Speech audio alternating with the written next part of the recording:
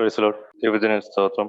ഒരു വാക്യം വായിക്കാം. 2 ദിനവൃത്താന്തം അതിന്റെ 16-ാം അധ്യായം 9-ാമത്തെ വാക്യം. യഹോവയുടെ കണ്ണ് തങ്ങൾ ഏകാഗ്രത ചിത്തന്മാരായിരിക്കുന്നവർക്ക് വേണ്ടി തന്നെത്താൻ ബലവാനെന്ന് കാണിക്കേണ്ടതിന് ഭൂമിയിൽ എല്ലായിടവും ഊടാടിക്കൊണ്ടിരിക്കുന്നു. ഇതിൽ നീ ഭോഷത്വം പ്രവർത്തിച്ചിരിക്കുന്നു. ഇനി നിനക്ക് യുദ്ധങ്ങൾ ഉണ്ടാകും. അപ്പോൾ മതി. ഇവിടെ യഹോവയുടെ കണ്ണ് തങ്ങൾ ഏകാഗ്രചിത്തന്മാരായിരിക്കുന്നവർക്ക് വേണ്ടി തന്നെത്താൻ ബലവാൻ എന്ന് കാണിക്കേണ്ടതിന് ഭൂമിയിൽ എല്ലായിടവും ഊടാടിക്കൊണ്ടിരിക്കുന്നു. ഇതിൽ നീ ഭോഷത്വം പ്രവർത്തിച്ചിരിക്കുന്നു. നമുക്കറിയാം, ദൈവം നമ്മളെ ഇവിടെ ആക്കിയിരിക്കുന്ന ഇങ്ങനെ വീക്കായിട്ടുള്ള ആൾക്കാരാക്കി ലോകത്തിൽ നിർത്തിയിരിക്കുന്നതിന്റെ ഒരു റീസൺ ഈ ബലഹീനമായ വ്യക്തികളിലൂടെ അല്ലെ ബലഹീനമായ പാത്രങ്ങളിൽ ദൈവത്തിന്റെ ശക്തി വെളിപ്പെടുത്തേണ്ടതിന് വേണ്ടിയാണ്.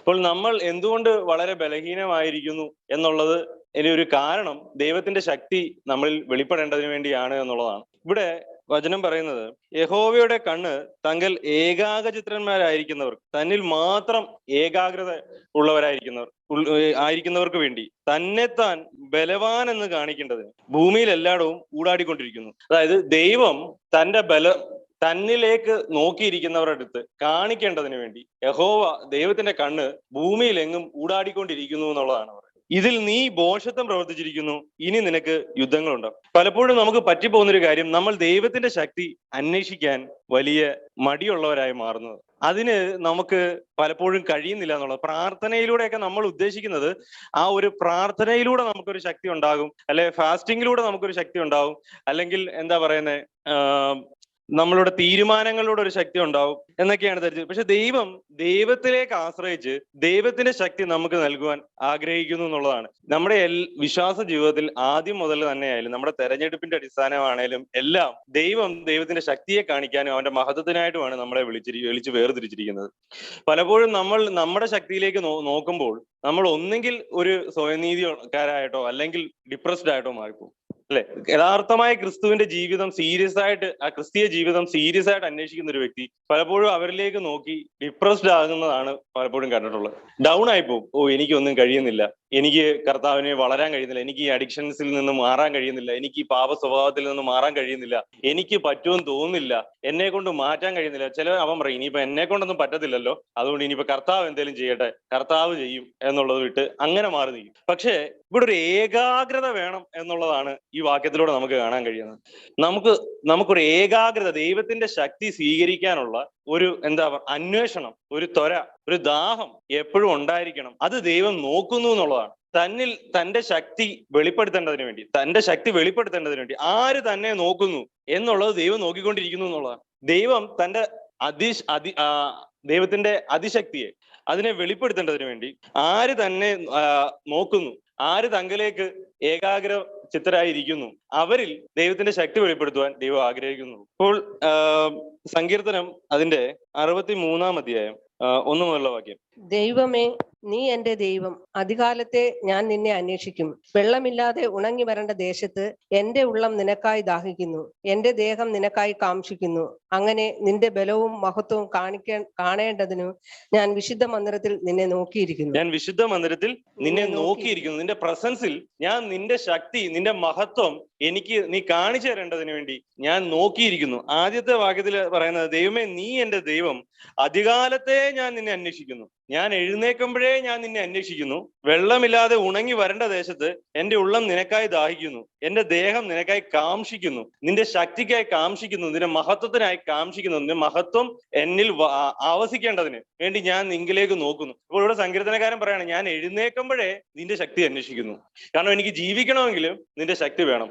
നിന്റെ മഹത്വത്തിനായി എന്റെ ലൈഫ് മാറണമെങ്കിൽ നിന്റെ ശക്തിയാൽ എന്റെ ലൈഫ് പോയെങ്കിലേ നിന്റെ മഹത്വത്തിനായി തീരത്തുള്ളൂ. അപ്പോൾ ദൈവമേ ഞാൻ നിന്നെ ദൈവമേ നീ എന്റെ ദൈവം, അധികാലത്തെ ഞാൻ നിന്നെ അന്വേഷിക്കും. വെള്ളമില്ലാതെ ഉണങ്ങി വരേണ്ട ദേശത്ത് എന്റെ ഉള്ളം നിനക്കായി ദാഹിക്കുന്നു. ഈ ശക്തി അന്വേഷിക്കുന്ന പലപ്പോഴും നമ്മളങ്ങ് മറന്നു. കുറെ കാലം കഴിഞ്ഞ് വചനമൊക്കെ കേട്ട് കുറച്ച് തിയോളജിയും കുറച്ച് വചനമൊക്കെ മനസ്സിലായ ശേഷം നമ്മൾ കുറെ ശക്തന്മാരാണെന്ന് നമുക്ക് ചിലപ്പോൾ അങ്ങ് തോന്നിപ്പോകും. ദൈവത്തിനോട് ശക്തി അന്വേഷിക്കാൻ നമുക്ക് കഴിയത്തില്ല. അത് നമുക്കൊരു മടി വരും. നിങ്ങൾ ശ്രദ്ധിച്ചേ, ബാക്കിയുള്ള എല്ലാ കാര്യത്തിനും നിങ്ങൾക്ക് ഭയങ്കര ഉത്സാഹമായിരിക്കും. TV കാണാനും സിനിമ കാണാനും എന്താ പറയുന്നത്, എന്ത് കാര്യമായിക്കോട്ടെ, ബൈബിൾ ഒഴികെ വേറെ നോവലൊക്കെ വായിക്കാൻ എന്ത് ഉത്സാഹമായിരിക്കും. നോളജ് തരുന്ന ഭയങ്കര സയന്റിഫിക് ആയിട്ടുള്ള കാര്യങ്ങൾ വായിക്കാൻ എനിക്ക് ഭയങ്കര ഉത്സാഹമായിരുന്നു. ബൈബിളിനേക്കാൾ ഒരു സമയത്ത് പുതിയ നോളജ് കിട്ടാനും വേണ്ടി ചില ബുക്കുകൾ വായിക്കാം എന്നുള്ള ഒരു ഉദ്ദേശം. ബൈബിളിനേക്കാൾ അല്ല, ദൈവത്തിന്റെ വചനത്തെക്കാൾ കൂടുതൽ മറ്റു കാര്യങ്ങളിൽ എന്റർടൈൻമെന്റ് അല്ലെങ്കിൽ മറ്റു കാര്യങ്ങളിൽ മനസ്സ് ചെലവഴിക്കാൻ അല്ലെ സമയം ചെലവഴിക്കാൻ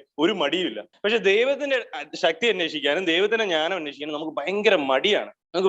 മടിയാണ്. ഇനി ഇത് ഇൻസ്റ്റന്റ് ആയിട്ടില്ല, ഇൻസ്റ്റന്റ് കോഫി എന്നൊക്കെ പറഞ്ഞ പോലെ എന്തെങ്കിലും പെട്ടെന്ന് എവിടുന്നേലും ഒക്കെ കിട്ടുമെങ്കിൽ അതിനും നമ്മൾ നോക്കും. എന്തെങ്കിലും പ്രെയർ ഗ്രൂപ്പുകളിൽ അറ്റൻഡ് ചെയ്ത് ഒരു അരമണിക്കൂർ കൊണ്ട് ആ ഒരു ശക്തി ആർജിക്കാം എന്നുള്ള രീതിയിൽ നമ്മൾ ശ്രമിക്കും. ആഴ്ചയിൽ ഒരിക്കൽ ഉപവാസ പ്രാർത്ഥനയിലൂടെ നമുക്ക് അത് എന്തെങ്കിലും ശക്തി ആർജിക്കാൻ ശ്രമിക്കും. അങ്ങനെ ഇതെല്ലാം നിങ്ങളുടെ ആ കപട ഹൃദയത്തിന്റെ തന്ത്രങ്ങളാണെന്ന് മനസ്സിലാക്കിക്കോണം. നിങ്ങളുടെ ആ ഹൃദയത്തിന്റെ, നമ്മുടെ എല്ലാവരുടെയും ഹൃദയത്തിന്റെ തന്ത്രമാണ് ഇത്. ദൈവം അറിയുന്നുണ്ട്. ഒരു ശക്തി നമുക്ക് ലഭിക്കുന്നില്ല താനും. രാപകല് ഈ എന്താ പറയുന്നത്, ഈ പ്രാർത്ഥനകളിലെല്ലാം കയറുന്നുണ്ട്. പക്ഷെ ആ ഒരു പ്രസൻസ് അല്ലാതെ, ആ ഒരു നിമിഷം എന്തോ ഒരു തോന്നലല്ലാതെ ഈ ക്രിസ്തുവിന്റെ ജീവനിലേക്കൊന്നും ഈ ശക്തി വെളിപ്പെടുന്നില്ല. ക്രിസ്തുവിന്റെ ജീവൻ നിങ്ങൾക്ക് ലഭിക്കണമെങ്കിൽ അത് നിങ്ങൾ തുടർച്ചയായി അന്വേഷിക്കുന്ന ഒരു മനോഭാവം നിങ്ങൾക്കുണ്ടാകണം.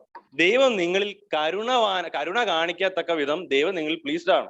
അതിന് നിങ്ങൾ നിങ്ങളുടെ അവയവങ്ങളെ ബുദ്ധിയുള്ള ആരാധനയായി ദൈവത്തിന്റെ മുന്നിൽ യാഗമായി സമർപ്പിക്കുക. അത് റോമാലേഖനം 6 പറയുന്നത്, നിങ്ങൾ നിങ്ങളുടെ ശരീരത്തിന്റെ അവയവങ്ങളെ നീതിക്ക് ആയുധങ്ങളായി സമർപ്പിക്കും എന്നാണ് പറയുന്നത്. അപ്പൊ ഞാൻ ഡെയിലി എഴുന്നേക്കും.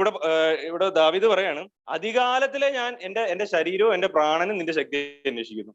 നമ്മളും അധികാലത്തിലെ എന്റെ അവയവങ്ങളും എന്റെ പ്രാണനും ദൈവത്തിന്റെ ശക്തിയാൽ വ്യാപരിക്കപ്പെടുവാൻ അന്വേഷിക്കേണ്ടതായിട്ടുണ്ട്.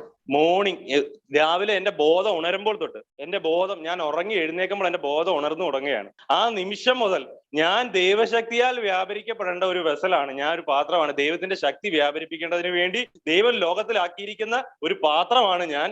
ഇവിടെ എനിക്ക് ദൈവത്തിന്റെ ശക്തി എന്നിലൂടെ വ്യാപരിക്കപ്പെടേണ്ടതായിട്ടുണ്ട്. അത് ഞാൻ അന്വേഷിക്കേണ്ടതായിട്ടുണ്ട്.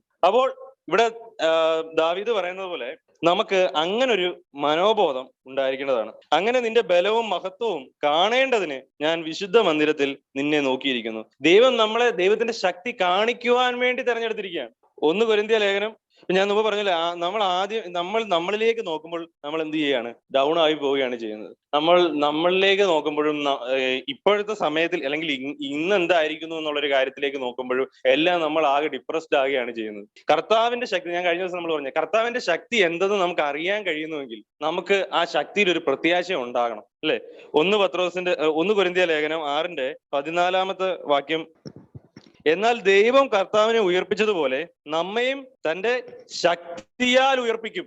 അപ്പോൾ ദൈവം കർത്താവിനെ ഉയർപ്പിച്ച അതേ ശക്തിയാൽ തന്നെയാണ് നമ്മുടെ മർത്യ ശരീരങ്ങളെ ഉയർപ്പിന്റെ ജീവനിലേക്ക് കൊണ്ടുപോകുന്ന, നീതിയുടെ ജീവിതത്തിലേക്ക് കൊണ്ടുപോകുന്ന രീതിയിലുള്ള ജീവിതത്തിലേക്ക് കൊണ്ടുപോകുന്നത് അതേ ശക്തിയാൽ തന്നെയാണ്. അതൊരു വാഗ്ദത്തമാണ്. കർത്താവിൽ വിശ്വസിക്കുന്നവർക്ക് ഉള്ള ഒരു വാഗ്ദത്തമാണ് ദൈവശക്തി എന്ന് പറഞ്ഞാൽ. നമുക്കൊരു വാഗ്ദത്തം ഉണ്ട്. ഒരു ശക്തിയുടെ വാഗ്ദത്തം ഉണ്ട്. അത് ഏത് ശക്തിയുടെ വാഗ്ദത്തമാണെന്നറിയോ? പുനരുത്ഥാനത്തിന്റെ ശക്തിയുടെ വാഗ്ദത്തമാണ്. അതായത് മരണത്തിൽ നിന്ന് ജീവങ്കിലേക്ക് കൊണ്ടുപോകുന്ന, ശരീരത്തെ രൂപാന്തരം ചെയ്യാൻ കഴിയുന്ന, നമ്മുടെ മർത്യ ശരീരങ്ങളെ ജീവിപ്പിക്കാൻ കഴിയുന്ന, പാപത്തെ ഇല്ലാതാക്കാൻ കഴിയുന്ന, നമ്മുടെ ഉള്ളിൽ ഇരുട്ടിനെ വെളിച്ചമാക്കാൻ കഴിയുന്ന പുനരുത്ഥാനത്തിന്റെ ശക്തി എന്നൊരു വാഗ്ദത്തം നമുക്കുണ്ട്. അത് പ്രോമിസ് ആണ്. അവനിൽ വിശ്വസിക്കുന്നവർക്ക് ഈ ശക്തി ഉണ്ട്. ഈ ശക്തി നമ്മൾ വഹിക്കേണ്ടതിന് വേണ്ടിയാണ് നമ്മൾ ഈ മരണകരമായ ശരീരത്തിലൂടെ വിശ്വാസത്താൽ കർത്താവിലേക്ക് നോക്കി തന്റെ പുനരുത്ഥാനത്തിന്റെ ശക്തി റിസീവ് ചെയ്ത് ആ ശക്തി വഹിച്ച് തന്റെ മഹത്വത്തിനായി തീരേണ്ടതിന് വേണ്ടിയാണ് നമ്മളെ ഓരോരുത്തരെയും ദൈവം ലോകത്തിലാക്കിയിരിക്കുന്നത്. ജാതികളുടെ മുന്നിൽ ദൈവത്തിന്റെ ശക്തി വെളിപ്പെടുത്തേണ്ടതിന് വേണ്ടി ആണ് നമ്മളെ ഓരോരുത്തരെയും ദൈവം ഇവിടെ ആക്കിയിരിക്കുന്നത്. പല മനുഷ്യരും വിചാരിക്കുന്നത്, ഞാൻ പലപ്പോഴും ചിന്തിച്ചിട്ടുള്ള ഒരു കാര്യം, ഞാനിങ്ങനെ വണ്ടിയിലൊക്കെ യാത്ര ചെയ്ത് ഇങ്ങനെ വരാൻ ചിന്തിക്കുന്ന കാര്യം എന്ന് പറഞ്ഞാൽ, മനുഷ്യരും വിചാരിക്കുന്ന അവരൊക്കെ പല കാര്യങ്ങളും ചെയ്യുന്നുണ്ട്, പല കാര്യങ്ങളും ഗെയിൻ ചെയ്യുന്നുണ്ട്, പല കാര്യങ്ങളും പ്ലാൻ ചെയ്യുന്നുണ്ട്, നടത്തുന്നുണ്ട് എന്നൊക്കെയാണ്. പക്ഷെ ശരിക്കും നോക്കിക്കഴിഞ്ഞാൽ ആരും ഒന്നും ചെയ്യുന്നില്ല. ലോകത്തിൽ ഒരു മനുഷ്യരും ഒന്നും നേടുന്നില്ല. എല്ലാവരും സമയമാകുന്ന മായയുടെ കൺട്രോളിലാണ്.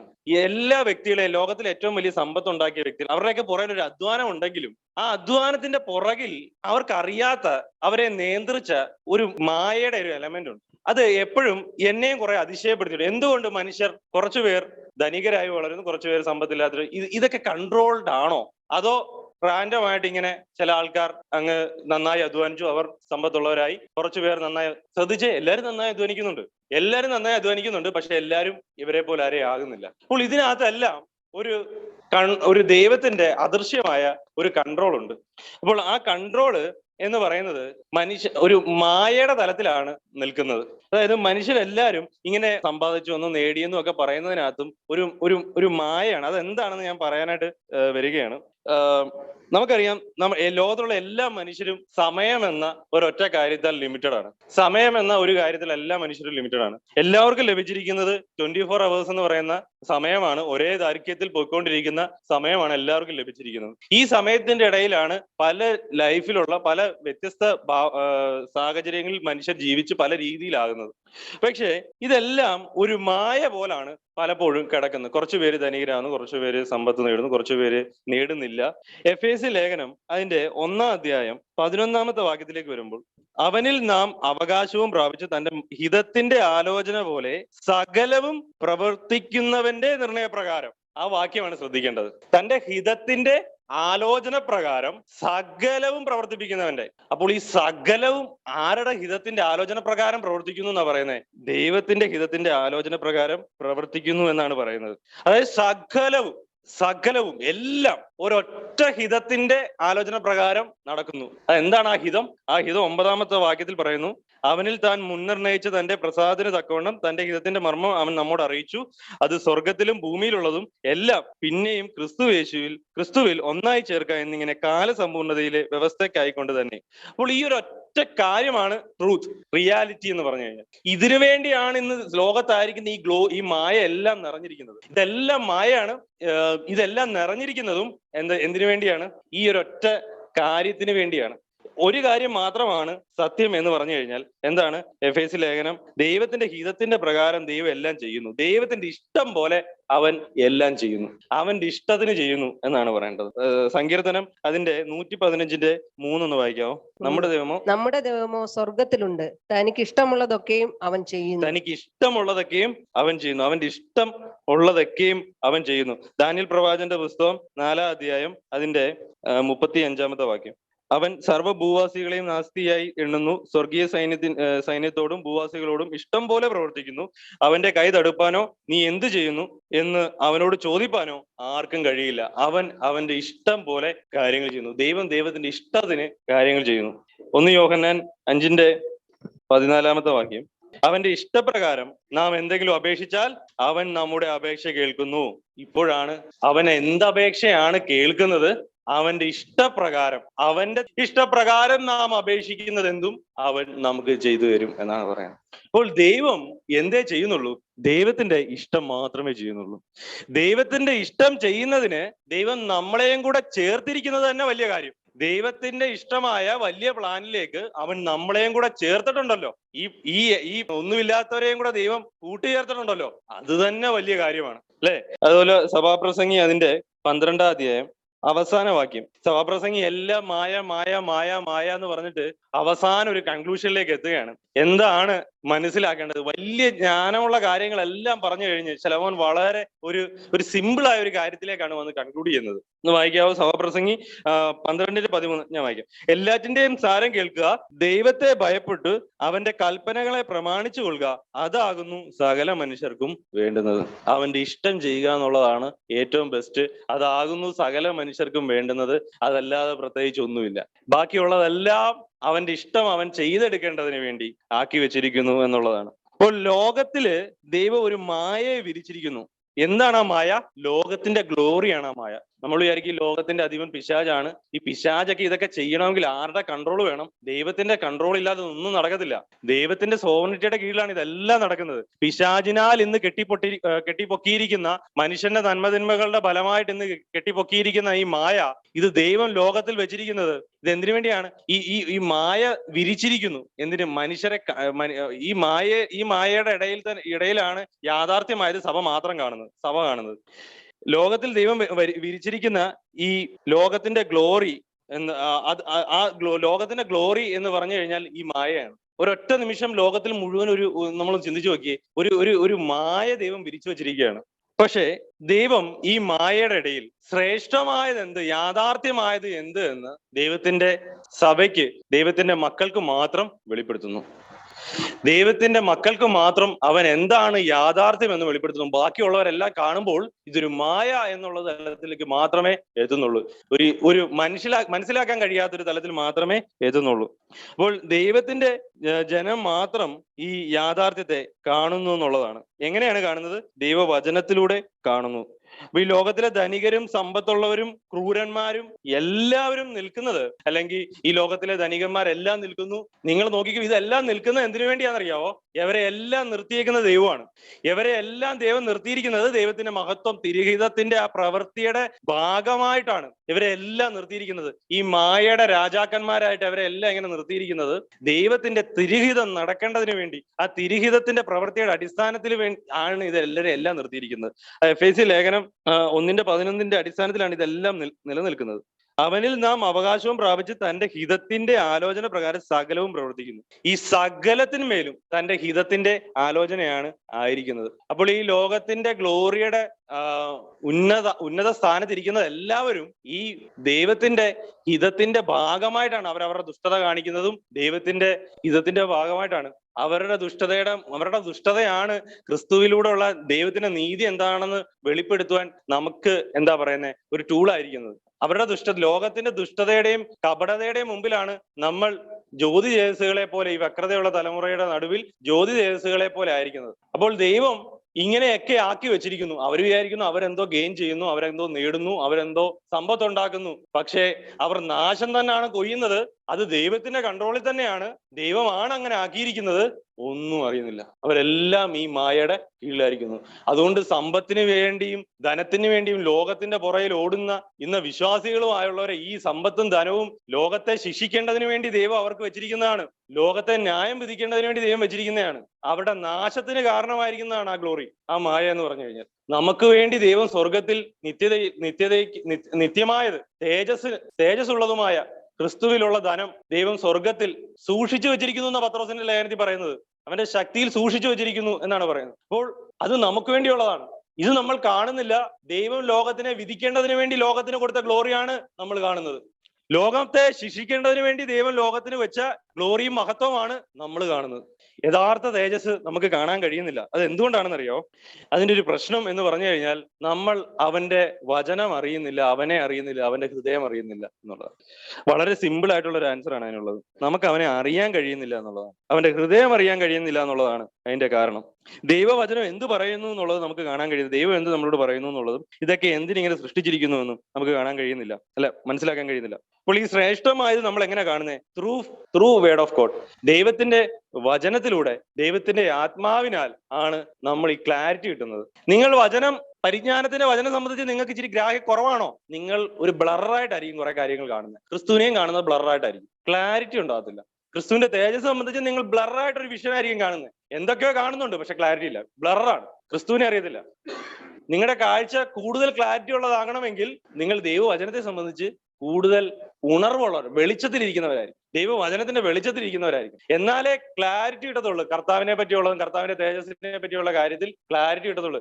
അല്ലെങ്കിൽ വല്ലപ്പോഴും മങ്ങി ഇങ്ങനെ ഇരിക്കുന്ന ഒരു കാഴ്ചയാണ്. അതിങ്ങനെ വചനം പറയുമ്പോൾ ഇങ്ങനെ കണ്ണു തുറക്കും അടയും, പിന്നെ എപ്പോഴേലും കണ്ണു തുറക്കും അടയും, ഇങ്ങനെ കണ്ണു തുറക്കും അടയും. പിന്നെ ആരെയും ഒരു ലെൻസ് ഇങ്ങനെ വെച്ച് തരണം. അത് എന്തെങ്കിലും കൃപാവരത്തിന്റെ ലെൻസ് ഇങ്ങനെ വെച്ച് തരുമ്പോൾ ആ ലെൻസിലൂടെ, ആ കൃപാവരത്തിന്റെ സൂചനയിലൂടെ എന്തെങ്കിലും കാണും. ആ കൃപാവരത്തിന്റെ സൂചന നിന്ന് കഴിയുമ്പോൾ, ആ ലെൻസ് ഊരി മാറ്റുമ്പോൾ, കണ്ണാടി ഊരി മാറ്റുമ്പോൾ വീണ്ടും പഴയ അന്ധത തന്നെ, ഊരിരുള് തന്നെ, ഒന്നും കാണാൻ കഴിയുന്നില്ല. ഈ തേജസ് നമുക്ക് കാണാൻ കഴിയാത്തതുകൊണ്ടാണ്, ഈ വിഷയത്തിൽ നമുക്ക് ക്ലാരിറ്റി ഇല്ലാത്തത് കൊണ്ടാണ് നമുക്ക് ദൈവവചനം സംബന്ധിച്ച് ഉത്സാഹമില്ലാത്തവരായിരിക്കുന്നതും. അതുകൊണ്ട് ദൈവവചനത്തിന്റെ ഇമ്പോർട്ടൻസ് എന്ന് പറഞ്ഞു കഴിഞ്ഞാൽ വളരെ വലുതാണ്. ദൈവവചനം ഗ്രഹിക്കുക എന്നുള്ളതും വളരെ വലുതാണ്. കാരണം ദൈവവചനമാണ് സത്യമാണ്, സത്യത്താൽ നമ്മളെ വിശദീകരിക്കുന്നത്. സത്യവചനം, എന്റെ വചനം സത്യമാകുന്നു, നിന്റെ വചനം സത്യമാകുന്നു എന്ന് കർത്താവ് പറയുന്നു. വചനം നമ്മളെ സത്യത്താൽ വിശദീകരിക്കുന്നു, സത്യത്താൽ നമ്മുടെ കണ്ണിന്റെ കാഴ്ച പുതുക്കുന്നു, നമുക്കൊരു ക്ലാരിറ്റി കിട്ടുന്നു കാഴ്ച. ആ പൗലോസിന്റെ കണ്ണിന്റെ ചെതമ്പല് കണ്ണിൽ നിന്ന് പോയതുപോലെ നമ്മുടെ കണ്ണിലെ ചെതമ്പലുകൾ നമ്മളെ ബ്ലറാക്കുന്ന, നമ്മളെ കപടഭക്തിക്കാരാക്കുന്ന, പൗലോസിനെ അത്രയും നാൾ കപടഭക്തിയിലാക്കിയ, പരിജ്ഞാനമില്ലാത്ത എരിവ് വന്ന ആ ബ്ലറാക്കിയ, ക്രിസ്തുവിനെ പറ്റി, ദൈവത്തെ പറ്റി ജ്ഞാനം തരാത്ത വിഷൻ അല്ലെങ്കിൽ ക്ലാരിറ്റി വരാത്ത ആ ബ്ലർ കൊടുത്തിരുന്ന ആ കപടത അത് അഴിഞ്ഞു മാറി യഥാർത്ഥ വെളിച്ചം തട്ടിയപ്പോൾ, യഥാർത്ഥ വെളിച്ചം, യഥാർത്ഥ സത്യം കണ്ടപ്പോൾ, അത് വചനം, ദൈവത്തിന്റെ വചനത്തിലൂടെ ഈ സത്യത്താലുള്ള വിശദീകരണം നമ്മളിൽ നടക്കുന്നു. സദൃശവാക്യങ്ങൾ അതിന്റെ 22-ാം അധ്യായം. എന്താണ് ദൈവവചനം? എനിക്കറിയാം പലരും ദൈവവചനം വായിക്കാൻ കഴിയുന്നില്ല എന്നും അത് വായിക്കാനും അത് കൂടുതൽ വായിക്കാനും അതിനകത്ത് ഇരിക്കാനും കഴിയുന്നില്ല. പലപ്പോഴും എനിക്ക് എന്തുകൊണ്ട് വചനം വായിക്കാൻ കഴിയുന്നില്ല എന്നുള്ളത് ഒരു ചോദ്യമാണ് എല്ലാവരുടെയും. വചനത്തിന്റെ മുന്നിൽ സമയം കേന്ദ്രീകരിക്കാൻ കഴിയുന്നില്ല. ആദ്യമേ ഒരു കാര്യം, ഞാൻ എല്ലാം പറയുന്നതിന് മുമ്പ് ആദ്യമേ ഒരു കാര്യം, നമ്മളുള്ള ദൈവത്തിന്റെ ആത്മാവ് ഉണ്ടെങ്കിലേ നമുക്ക് അങ്ങനെ ഒരു തിരിച്ചറിവ് വരത്തുള്ളൂ. ദൈവത്തിന്റെ ആത്മാവില്ല എങ്കിൽ വചനത്തോട് ദാഹം വരത്തില്ല. യാക്കോബിന്റെ ലേഖനം 1-ാം അധ്യായം അതിന്റെ 18-ാമത്തെ വാക്യം, നാം അവന്റെ സൃഷ്ടികളിൽ ഒരുവിധം ആദ്യ ഫലമാകേണ്ടതിന് അവൻ തന്റെ ഇഷ്ടം ഹേതുവായി സത്യത്തിന്റെ വചനത്താൽ നമ്മെ ജനിപ്പിച്ചിരിക്കുന്നു. അപ്പോൾ അവന്റെ ഇഷ്ടം, അവന്റെ ഹിതം ഹേതുവായി അവന്റെ സത്യത്തിന്റെ വചനത്താൽ അവൻ നമ്മളെ ജനിപ്പിച്ചിരിക്കുന്നു. ഈ സത്യത്തിന്റെ വചനത്താലാണ് നമ്മളെ അവന്റെ ഹിതം ഹേതുവായി അവൻ വിശദീകരിക്കുകയും ചെയ്യുന്നത്. സത്യവചനം ഈസ് ഈക്വൽ ടു ദൈവത്തിന്റെ ഇഷ്ടം. ദൈവത്തിന്റെ ഇഷ്ടം തന്നെയാണ് ദൈവത്തിന്റെ വചനം. ദൈവത്തിന്റെ സത്യവചനത്താൽ വിശദീകരിക്കപ്പെടുന്നതും ദൈവത്തിന്റെ ഇഷ്ടത്താൽ വിശദീകരിക്കപ്പെടുന്നതും രണ്ടും ഒന്ന് തന്നെയാണ്. ദൈവ ഇഷ്ടത്താൽ വിശദീകരിക്കപ്പെടുന്നതും സത്യവചനത്താൽ വിശദീകരിക്കപ്പെടുന്നത്. ദൈവ ഇഷ്ടമല്ല ഞാൻ വചനത്തിലൂടെ അറിയുന്നത്. അപ്പോൾ ഞാൻ എന്തിനാലാണ് വിശദീകരിക്കപ്പെടുന്നത്? എന്റെ ഇഷ്ടങ്ങൾ ബാക്കിലേക്ക് മാറി ദൈവ ഇഷ്ടത്താൽ എന്റെ ഹൃദയം വിശദീകരിക്കപ്പെടുകയാണ് ചെയ്യുന്നത്. അപ്പോൾ ദൈവ ഇഷ്ടത്താൽ വിശദീകരിക്കപ്പെടുന്നു. ദൈവ ഇഷ്ടത്താൽ എന്റെ കാഴ്ചകൾ ക്ലാരിറ്റി ഉള്ളതാകുന്നു. ദൈവവചനത്താൽ എന്റെ കാഴ്ചകൾ ക്ലാരിറ്റി ഉള്ളതാകുന്നു. ഞാൻ യഥാർത്ഥമായത് കാണുന്നു. ഞാൻ ദൈവത്തിന്റെ ശക്തിയെ കാണുന്നു. അതിൽ പിന്നെയും ആശ്രയിക്കുന്നു. ദാവീദ് ദൈവത്തിന്റെ ശക്തിയെ കണ്ടിട്ടാണ് അത് പിന്നെയും ദൈവമേ ഞാൻ അതികാലത്തെ എഴുന്നേൽക്കുന്നു, നിന്റെ ശക്തി പ്രാപിക്കാൻ ഒരു ഉത്സാഹം. എല്ലാ രാവിലെയും എഴുന്നേറ്റ് നിന്റെ ശക്തി എന്നിൽ പ്രാപിക്കുവാൻ, നിന്റെ ഇഷ്ടം എന്നിൽ ജീവനാകുവാൻ എനിക്ക് ഉത്സാഹമായിരിക്കുന്നു. എന്റെ പ്രാണൻ ദാഹിക്കുന്നു. നമ്മൾ രാവിലെ എഴുന്നേൽക്കുമ്പോൾ നമ്മുടെ തൊണ്ട വരളത്തില്ലേ വെള്ളം കുടിക്കാൻ വേണ്ടി, അതുപോലെ തന്നെ നമ്മുടെ ഉള്ളിൽ, നമ്മുടെ ഹൃദയത്തിന് ഒരു കരച്ചിലുണ്ട്. നിങ്ങൾ അത് കേൾക്കുന്നുണ്ടോ എന്ന് എനിക്കറിയത്തില്ല. നിങ്ങളുടെ ഹൃദയങ്ങൾ കരയുന്നുണ്ട് ക്രിസ്തുവിന്റെ വചനത്തിനായി, ക്രിസ്തുവിന്റെ ജീവനായി. നിങ്ങളുടെ പ്രാണൻ, നിങ്ങളുടെ ഉള്ളിൽ ആത്മാവിന്റെ ഒരു ഞെരുക്കമുണ്ട്, ഹൃദയത്തിന്റെ കരച്ചിൽ. അത് എപ്പോഴാണ് കാണാൻ കഴിയുന്നത്, നല്ലോണം എപ്പോഴും മനസ്സിലാക്കാൻ കഴിയുന്നത് എപ്പോഴേലും ഒരു പരീക്ഷണത്തിന്റെ മുമ്പിൽ വരുമ്പോഴാണ് അത് കൂടുതൽ വെളിപ്പെട്ട് വരുന്നത്. ആ ഹൃദയത്തിന്റെ കരച്ചിൽ കൂടുതൽ മനസ്സിലാകുന്ന അപ്പോഴാണ്. അപ്പോൾ നമ്മൾ കൂടുതൽ കർത്താവിന്റെ ശക്തിയിലേക്ക് ആശ്രയിക്കേണ്ടവരായി ഉണ്ട്. നാം അവന്റെ സൃഷ്ടികളിൽ ഒരുവിധം ആദ്യ ഫലമാകേണ്ടതിന് അവൻ തന്റെ ഇഷ്ടം ഹേതുവായി സത്യത്തിന്റെ വചനത്താൽ നമ്മെ ജനിപ്പിച്ചിരിക്കുന്നു. പ്രിയ സഹോദരന്മാരെ, നിങ്ങൾ അത് അറിയുന്നുവല്ലോ. എന്നാൽ ഏത് മനുഷ്യനും കേൾപ്പാൻ വേഗതയും പറവാൻ താമസവും കോപത്തിന് താമസവും ഉള്ളവനായിരിക്കട്ടെ. എന്നിട്ട് പറയുകയാണ്, ദൈവത്തിന്റെ ഇഷ്ടം, ദൈവവചനം എന്നുള്ളൊരു സത്യത്തിന്റെ വിശദീകരണം നിങ്ങളിൽ നടക്കുന്നുണ്ട്. അതിനാലാണ് നിങ്ങൾ ജനിച്ചിരിക്കുന്നത്. നിങ്ങൾ സത്യവചനത്താൽ ജനിച്ചിരിക്കുന്നു. അതിന്റെ വിശദീകരണം നമ്മൾ നടക്കുന്നുണ്ട്. അതുകൊണ്ട് നിങ്ങൾ ഓരോ നിമിഷവും ദൈവത്തിന്റെ ഇഷ്ടം എന്തെന്ന് അന്വേഷിപ്പിൻ. കേൾക്കുന്നതിന് ഉടനെ പെട്ടെന്ന് പ്രവർത്തിക്കുന്നവരായി മാറാതെ ദൈവയിഷ്ടം അന്വേഷിക്കുന്നവരായി മാറുവിൻ എന്നാണ് പറയുന്നത്. പെട്ടെന്ന് പ്രവർത്തിക്കുന്നവരായി മാറാതെ ദൈവയിഷ്ടം അന്വേഷിക്കുന്നവരായി മാറുവിൻ എന്നാണ് പറയുന്നത്. 18, 19 വാക്യത്തിൽ, പ്രിയ സഹോദരന്മാരെ, നിങ്ങൾ അത് അറിയുന്നുവല്ലോ. എന്നാൽ ഏത് മനുഷ്യനും കേൾപ്പാൻ വേഗതയും പറവാൻ താമസവും കോപത്തിന് താമസവും ഉള്ളവനായിരിക്കട്ടെ. മനുഷ്യന്റെ കോപം ദൈവത്തിന്റെ നീതിയെ പ്രവർത്തിക്കുന്നില്ല. മനുഷ്യന്റെ കോപം എന്ന് പറയുമ്പോൾ മനുഷ്യന്റെ എന്ത് വികാരവും, കാരണം ആ നിമിഷം നമുക്ക് എന്തെങ്കിലും ഒരു കാര്യത്തിൽ ഭയങ്കര ആഗ്രഹം ഉണ്ടെന്ന് വെച്ചു, ഇപ്പൊ സന്തോഷം വരുന്ന നിമിഷത്തിൽ ദൈവത്തിന്റെ നീതി അത് അന്വേഷിക്കുന്നില്ല. എന്താണ് ദൈവത്തിന്റെ ഇഷ്ടമെന്ന് അന്വേഷിക്കാൻ കഴിയില്ല. കാരണം സന്തോഷത്താൽ നിറഞ്ഞിരിക്കുകയാണ്. കോപത്താൽ നിറഞ്ഞിരിക്കുമ്പോൾ കോപമാണ് നിറഞ്ഞിരിക്കുന്നത്, ദൈവത്തിന്റെ നീതി അന്വേഷിക്കുന്നില്ല. സന്തോഷത്താൽ നിറഞ്ഞിരിക്കുമ്പോൾ സന്തോഷമാണ്, അതൊരു ജഡത്തിന്റെ സന്തോഷമാണ് അതിനെ നിറഞ്ഞിരിക്കുന്നത്. അതുകൊണ്ട് ദൈവത്തിന്റെ ഇഷ്ടമാണോ ഞാൻ ഈ സന്തോഷിക്കുന്നത് എന്നൊന്നും അന്വേഷിക്കാൻ എന്നെ കൊണ്ട് കഴിയുന്നില്ല. അവിടെ ഒന്നും ഇവിടെ ഇതെല്ലാം ദൈവവചനത്തിന്റെ ഗ്രാഹ്യക്കുറവാണ്. തക്ക സമയത്ത് ദൈവവചനം നമ്മളോട് ഇടപെടുന്നില്ല. കാരണം എന്താ? ദൈവവചനം അറിയത്തില്ല. അപ്പോൾ ദൈവവചനത്താൽ ഫിൽഡ് ആയെങ്കിലേ ദൈവവചനം നമ്മളോട് ആ സമയത്ത് സംസാരിക്കുകയും നമുക്ക് നമ്മുടെ ഹൃദയത്തിൽ ദൈവം സംസാരിക്കുന്ന നമുക്ക് സെൻസ് ചെയ്യാനും കഴിയത്തുള്ളൂ. 22 വാക്യം, എങ്കിലും വചനം കേൾക്കുക മാത്രമല്ല അതിനെ ചെയ്യുന്നവരായി ഇരിപ്പിൻ. ഒരുത്തൻ വചനം കേൾക്കുന്നവൻ എങ്കിലും ചെയ്യാത്തവനായിരുന്നാൽ അവൻ തന്റെ സ്വാഭാവിക മുഖം കണ്ണാടിയിൽ നോക്കുന്ന ആളോട് ഒക്കുന്നു. അവൻ തന്നെത്താൻ കണ്ട് പുറപ്പെട്ട് താൻ ഇന്ന രൂപമായിരുന്നു എന്ന് ഉടനെ മറന്നു പോകുന്നു. അപ്പോൾ വചനം, ഇവിടെ യാക്കോബ് പറയാണ്, നിങ്ങൾ വചനം പ്രവർത്തിക്കുന്നവരും കൂടി ആകാൻ. അപ്പോൾ നമുക്ക് ചിലപ്പോൾ ഒരു കൺഫ്യൂഷൻ വരാം. അപ്പോൾ പ്രവൃത്തിയുടെ ഉപദേശമാണോ ഈ പറഞ്ഞു വരുന്നത് എന്നുള്ളൊരു കൺഫ്യൂഷൻ നമുക്ക് വരാം. ഇനി ഞാനൊരു കാര്യട്ടെ, പ്രവർത്തിക്കാത്ത വിശ്വാസം എന്ത് വിശ്വാസമാണ്? വ്രതമാണ്. വിശ്വാസം അത് ജീവനുള്ളതാണ്. ക്രിസ്തു ജീവിക്കുന്നു എന്നുള്ളതാണ് നമ്മുടെ വിശ്വാസം. അപ്പോൾ ക്രിസ്തു ജീവിക്കുന്നുവെങ്കിൽ, ജീവിക്കുന്നില്ലെങ്കിൽ ആ വിശ്വാസം എന്ത് വിശ്വാസമാണ്? ക്രിസ്തു ജീവിക്കുന്നു ഞാൻ വിശ്വസിക്കുന്നു, പക്ഷെ ജീവിക്കുന്നില്ല. അപ്പോൾ ക്രിസ്തു ജീവിക്കുന്നില്ല, അത് നിർജീവമാണല്ലോ. ആ വാക്കുകൊണ്ട് മാത്രമേ ഉള്ളൂ ക്രിസ്തു. ജീവനില്ല. ക്രിസ്തു ജീവിക്കുന്നു എന്ന് ഞാൻ വിശ്വസിക്കുന്നുണ്ടെങ്കിൽ തീർച്ചയായിട്ടും എന്നിൽ നിന്ന് ക്രിസ്തുവിന്റെ ജീവൻ വരണം. ഉണ്ടാകണം. അതില്ല എങ്കിൽ അത് വെറും വാക്കുകൾ കൊണ്ട് മാത്രമാണ്, ജീവിക്കുന്നില്ലല്ലോ. ജീവിക്കുന്നില്ല എന്ന് തന്നെ പറയുന്നതാണ് നല്ലത്, കാരണം ജീവിക്കുന്നില്ല.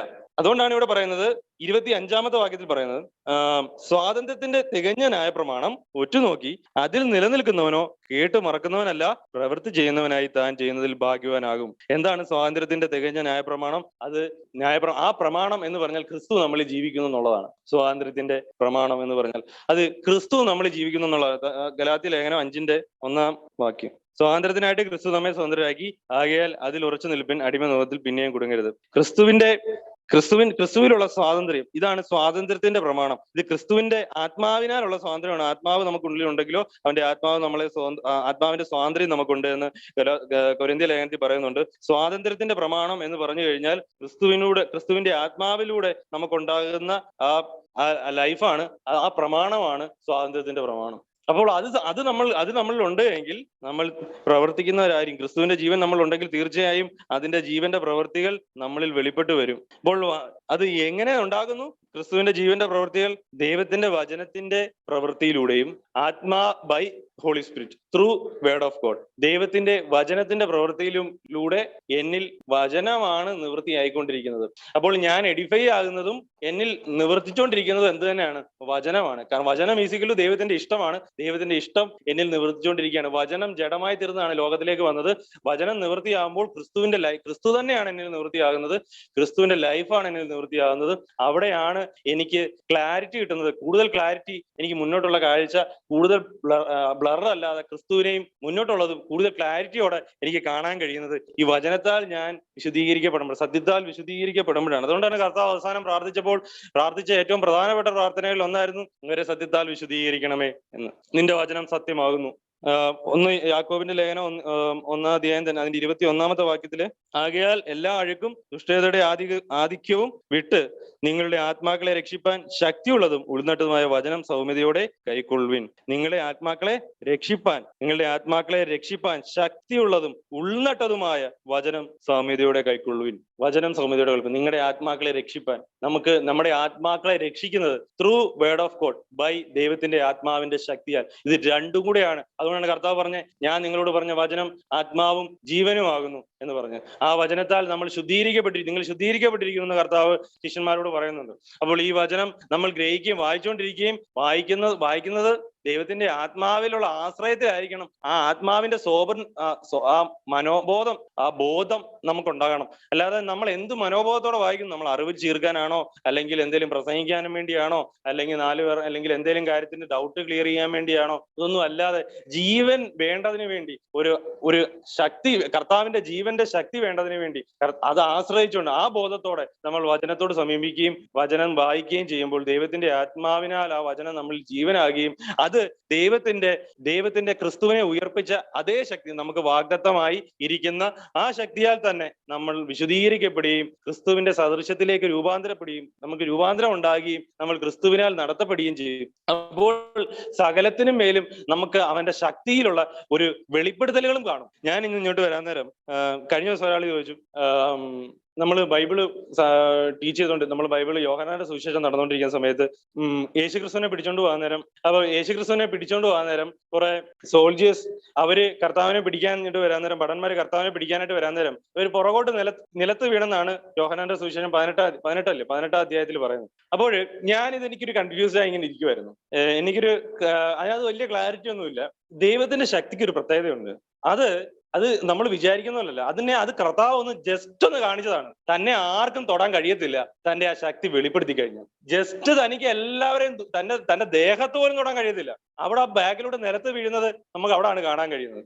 ഇതുപോലെ തന്നെ ക്രിസ്തുവിൽ വ്യാപരിച്ച അതേ ശക്തി നമ്മളിലും ദൈവം തന്നിട്ടുണ്ട്. ക്രിസ്തുവിൽ അവന്റെ ശക്തിയുടെ അളവറ്റ വലിപ്പം നമ്മൾ ഇരിക്കുന്നു. അത് ത്രൂ ഫെയ്ത്ത് എന്ന് പറയുന്ന കീയിലൂടെ നമുക്ക് ഓപ്പൺ ആക്കാൻ കഴിയത്തുള്ളൂ. അത് കസ്തൂരിമാനിലെ മണം തന്നെ കൊണ്ട് ഉള്ളിൽ കൊണ്ട് നടന്നിട്ട് അത് മണം അന്വേഷിച്ച് നടക്കുന്ന പോലെ നമ്മൾ ശക്തി അന്വേഷിച്ച് പല പല ആൾക്കാരുടെ അടുത്തും പോകുന്നത്. ശക്തി നമ്മളിൽ തന്നെ ഉണ്ട്. ക്രിസ്തുവായിട്ട് ആ ശക്തി നമ്മളിൽ ഫുൾ പൊട്ടൻഷ്യലി തന്നെ നമ്മുടെ ഉള്ളിൽ ഇരിപ്പുണ്ട്.